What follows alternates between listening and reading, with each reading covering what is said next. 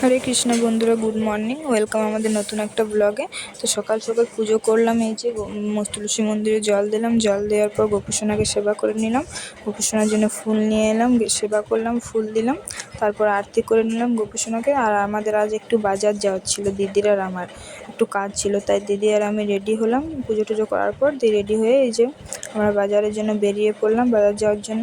তো আমাদের বাজারের কাজ ছিল, আজকে একটু ছিট নেওয়া ছিল, তাই প্রথমে ছিট দোকান গেলাম। ছিট দোকানে যেয়ে ছিট দেখাতে বললাম, তারপরে এই যে দেখাচ্ছিল। আর দিদি আমি ওইখান থেকে বেরিয়ে গিয়েছিলাম পেড়া নিতে, গোপুসোনার জন্য পেড়া নিলাম এখান থেকে ভোগের জন্য। তারপরে একটু ফুচকা খেতে ইচ্ছে করছিলো, তাই দিদি আমি চলে গেলাম ফুচকা খেতে। তো এখান থেকে বেরিয়ে আবার পনির নিতে গিয়েছিলাম মিষ্টি দোকানে, দোকানটাতে পনির নিলাম এখানে। তারপর পনির নেওয়ার পর আবার গোপুসোনার জন্য কাজু আর কিশমিশ নেওয়ার ছিল, তাই এখানে চলে গেলাম কাজু আর কিশমিশ নিতে। তারপর দিদি বলছিল যে অনেক গরম, তো তাই একটু আইসক্রিম নেবো, দিয়ে আইসক্রিম খেতে ইচ্ছে করছিলো, দিয়ে আবার এখান থেকে আইসক্রিম নিলাম। দিয়ে আইসক্রিম খাওয়ার পর আবার একটু ঠান্ডা খেতে ইচ্ছে করছিলো, তাই 10 টাকা দামের একটা ক্যাম্পার নিয়েছিলাম দিদি আর আমি।